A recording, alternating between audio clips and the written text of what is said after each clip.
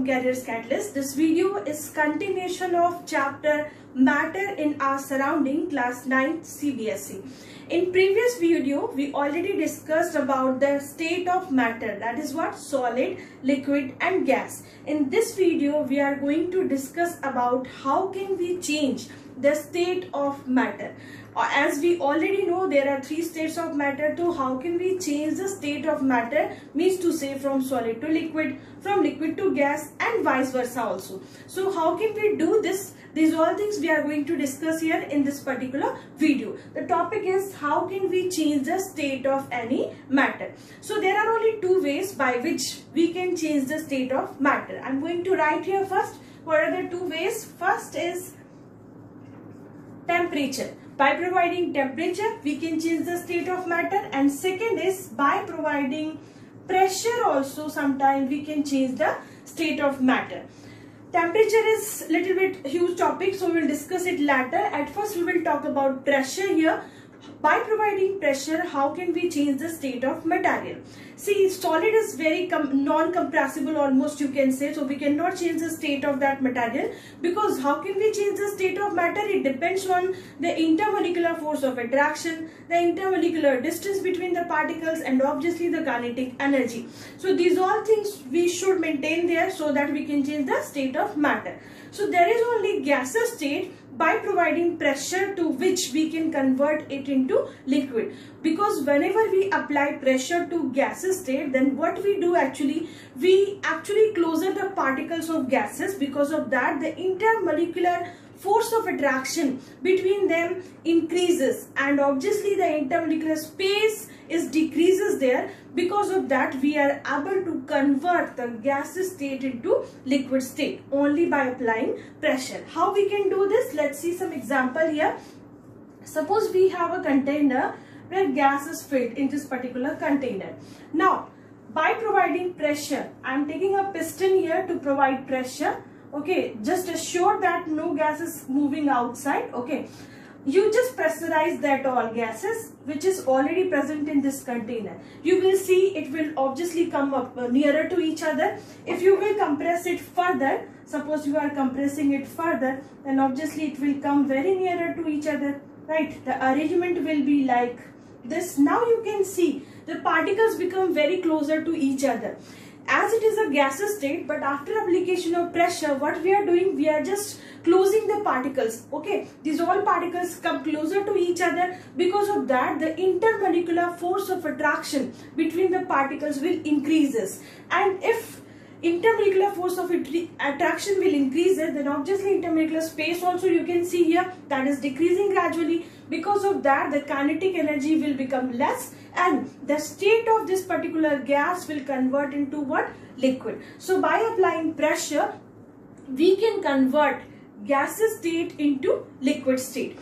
Or if we want to pressurize liquid, then what will happen? Obviously, if we want to pressurize liquid, then it will never convert into solid, because we are not able to provide that much pressure such that the particles become very closer or the arrangement like solid. So we are not able to do that. But in case of gases, we are able to do this. By providing pressure, we can bring the particles closer to each other, and because of that, the intermolecular force of attraction increases, and the state of material convert from gaseous state to what? Liquid state. Here this particle is in what? Gaseous state, and now by providing pressure only, we are converting it into liquid state, right? So by providing pressure, we can convert gaseous state into liquid state. Now we will talk about temperature. By providing temperature, what we can do, we are going to discuss here. So there are lots of topic that we need to discuss here. So I am writing one by one here all the things. Okay. At first, the flow chart, which is very important. By observing that flow chart only, we can decide how can we change the state of material by providing temperature. Yes, I am going to write that flow chart first. Okay, that is suppose I am writing here solid, and then liquid, and then gas. Okay, this is what obviously when you melt solid, then it will become with what? Liquid. And when we vaporize, then it become what? Gases. Vice versa also we can do. When we freeze it, okay, so this process will be defined as what? Freezing. So we can convert it into liquid, and here also by the process of condensation we can convert liquid into solid. In this particular chart you can observe here there is a process that is defined as melting. Okay, melting is a process in which we provide heat to solid particles so that it convert into what? Liquid state. There is another process that is defined as what? Vaporization, by which we can convert liquid into gas by providing heat. And third is what? Freezing. Here what we are doing? We are actually releasing or simply removing heat from there, and by doing that we can change the state of gaseous material to liquid state. So we are converting gas into liquid state by releasing energy from there. Okay, we are not providing energy this time, we are what? Releasing energy from there, and by doing that also we can change its state of material. Means to say from gas to liquid if you want to change, then we have to release energy or we have to remove energy from there. जैसे इन सारे cases में we are providing energy there so that it can convert state from solid to liquid state, and here to liquid, from liquid to gas, what we are doing? Again we are providing temperature, means to say again we are providing energy. By doing that you can convert it into gas state. But here by not providing energy, by removing energy from there, you can convert gas state to liquid state. This process is defined as what? Freezing. Now next is condensation.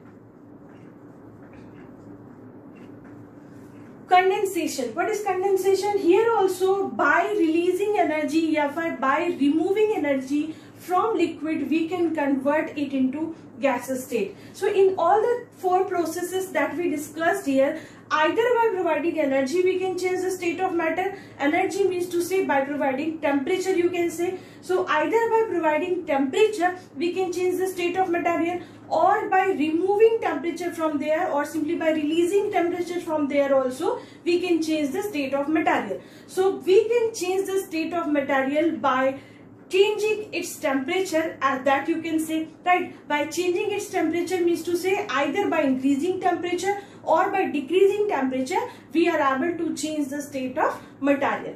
There are two more process that I am going to write here, that is sublimation, and next is evaporation.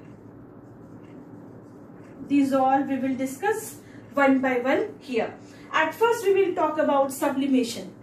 There are few substances in our surrounding which by providing heat energy directly convert from solid state to gaseous state without getting an intermediate state of liquid. In most of the example if you will observe, then by providing heat we can convert solid into what? Liquid, and then if you will provide further heat energy then you can convert that liquid into gaseous state. But there are few material or few substance in the surrounding which by nature defined as sublimating substance, because that substance, in that substance if you will provide energy then it will directly convert from solid state to gaseous state, and if you will release energy from there then it will be directly convert from gaseous state to solid state without getting the intermediate state, that is what? Liquid state. So this process in which solid by providing energy directly convert into gaseous state will defined as sublimating substance, and the process is defined as what? Sublimation. So sublimation is a process in which by providing energy we can convert solid state into directly gaseous state without getting intermediate state what? Liquid, and at the same time by releasing energy from there you can convert gaseous state into directly solid state without getting the intermediate state, that is what? Liquid state. So this particular process is defined as what? Sublimation, and the substance which do these things, this is defined as what? Sublimating substance. So there are few examples that I am going to write here. for sublimation. I think it is clear for you what is the definition of sublimation. It is just a process of conversion of solid to directly gaseous state by providing heat and by releasing heat from there, from gas to directly solid, okay, without getting the intermediate state, that is what, liquid state. So there are few examples, जैसे कि incense stick, when we burn it, then it convert directly from solid state to gaseous state. It never attained the intermediate state, that is what, liquid state, right? Camphor and naphthalene ball, these all are the example in which if you will use it, then it will convert directly from solid state to gaseous state, and if you will condense it, then it will convert directly from gaseous state to solid state. There is one more example, that is dry ice. Carbon dioxide. You are familiar with this gas right now. This particular gas, if you will condense it, then it will never attain the intermediate state of liquid. Directly it will convert from gaseous state to solid state by releasing energy from it. And if you will provide energy, then from solid state it will directly convert into gaseous state, that is what, carbon dioxide, okay. So if you will condense it, then it will convert into what, dry ice. It is named as dry ice because it looks like ice. If you will appear it, carbon dioxide in condensed form, then obviously it looks like ice only. And why it is dry? Because obviously it will never melt and will convert into liquid water, right now. So that's why it is defined as what, dry. So solid carbon dioxide can be defined as dry ice also. This is also kind of sublimating substance because it will directly convert from gaseous state to solid state, and if you will release energy from there, then from solid state to gaseous state, okay. Now we will talk about latent heat. What is latent heat? So let's talk about latent heat, but before that I just want to explain you how this particular solid get converted into liquid state. The way this particular solid is converting into liquid state, because of few things that we need to discuss here. I'm just going to rub these all things. What is the mechanism? Because of that, any material from any of state can convert into another state that I'm going to discuss here. If suppose we are talking about solid, then we can convert it into what? Liquid. Right now, solid can be converted into what? Liquid. By providing heat, you can do this, and this process is defined as what? Melting, right? This process is defined as melting. What we are doing here, when you are melting it, then why it convert into liquid state, that we are going to discuss here. See, whenever we provide heat energy, suppose this is a solid ice I am taking here. Whenever we provide heat energy, okay, I am providing what? Heat energy. Then heat energy means to say temperature you are providing to it, right? When you will provide temperature or heat energy to this, then this particular heat energy is used to increase. This particular heat energy which you are providing is used to increase the intermolecular space. Intermolecular space, right? It will help to increase the intermolecular space between the particle. Not only intermolecular space, it will also help to reduce or decrease the intermolecular force of attraction between the particles also. So what it will do? It will at first increase the intermolecular space between the particle, and obviously it will also decrease the intermolecular force of attraction, because whenever intermolecular space will increase, then force of attraction will gradually decrease there. And if we are providing energy that is in the form of heat energy, then obviously it will help to increase kinetic energy. Right now it will help to increase what? Kinetic energy. So here the kinetic energy value will also what? Will increase, right? So by doing or by changing only these all three characteristics in any matter, we are able to change the state of material. So what we are doing here, after providing heat energy, practically we are just increasing the intermolecular space between the particle. When you are doing this, then accordingly there will be the less attraction between the particles. So intermolecular force of attraction will what? Decrease, and as you are providing energy, so the kinetic energy value will gradually increase there. So in this particular phenomenon, what will happen? The particles will arrange themselves like that, जैसे कि किसमें होता है? Liquid में. It will just arrange their particle like liquid, and you can see there the state of material will change at that time only. Whenever the particles arrangement will become like liquid, then obviously the state of material will change from solid state to liquid state. So this is only because of this particular kinetic energy, this particular intermolecular force of attraction, and this particular intermolecular space between the particle, we are able to change the state of matter. So these are the only three things which will decide what will be the state of matter. If the intermolecular force between the particle is least, then you will say it is in gaseous state. If the intermolecular force of attraction between the particle is maximum, then you will say it is in what? Solid state. So this is only because of these three factors we can change the state of material. Only by changing these all three characteristics in any matter, we are able to change the state of material. And these all things we can do by providing what? Heat or temperature. So you can clearly observe there, by providing heat energy we can change the state of material. But what we are doing there actually by providing heat energy? These all things. What? We are increasing the intermolecular space between the particle, we are decreasing the intermolecular force of attraction between the particle, and if you are providing heat energy, then we are increasing kinetic energy there also. Because of that, we will able to change the state of material. Now we are going to discuss here about sublimation. Sorry, sublimation we already discussed. We will talk about here latent heat. Now I'm going to write here the definition of latent heat first. Okay, what is latent heat? I'm going to write here definition first.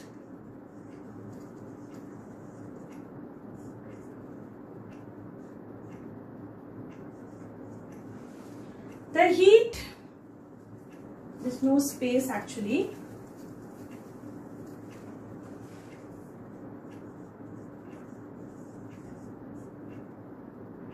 The heat which has to be supplied to change the state of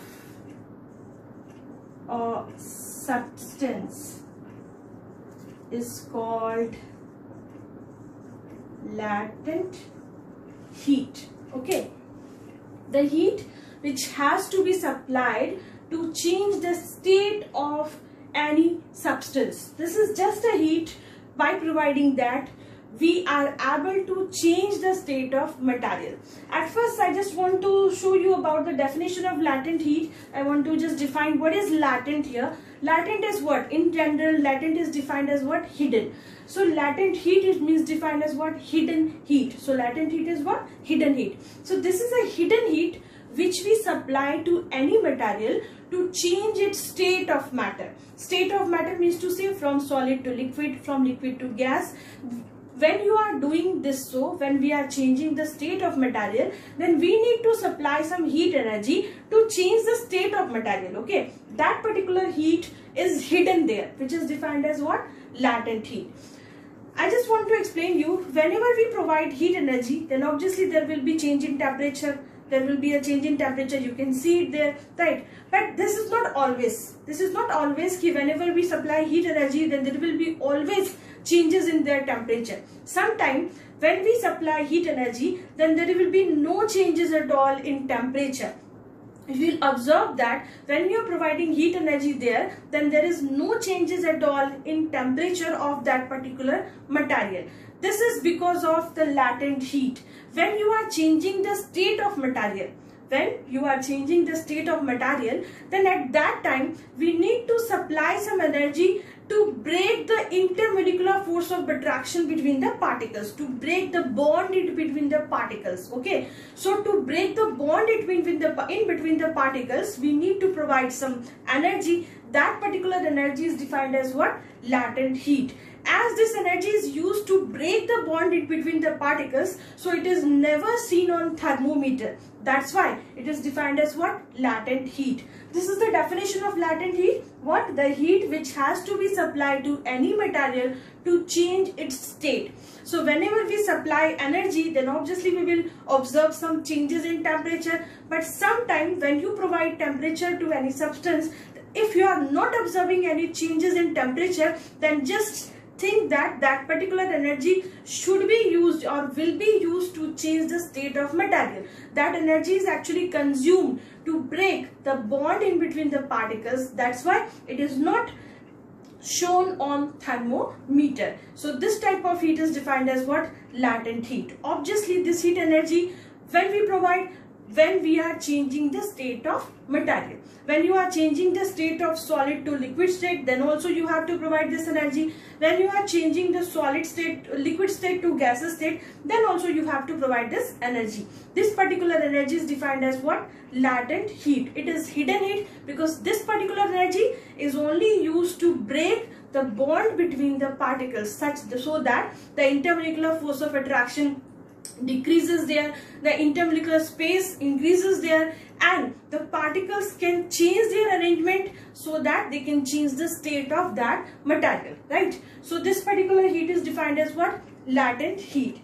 Latent heat are of two types because we will either change solid to liquid state and liquid to gaseous state. So we define latent heat in two forms.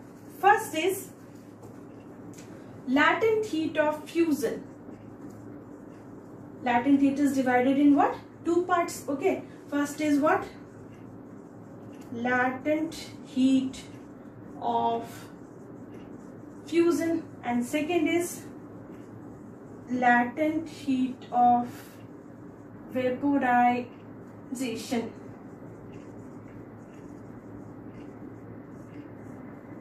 Okay. This is what? Latent heat of fusion, and this is what? Latent heat of vaporization. Latent heat of fusion is actually used to convert, this is the amount of hidden heat energy provided to a solid substance, to convert into what? Liquid. When you provide some hidden amount of energy to change its state of material from solid to liquid, then that particular energy will be defined as what? Latent heat of fusion. When you are converting liquid state into gaseous state, when you are converting liquid state into gaseous state, then also you will provide some energy, right? The energy, the hidden energy required to convert liquid into gaseous state will be defined as what? Latent heat of vaporization. I am going to write here the proper definition of latent heat of fusion first.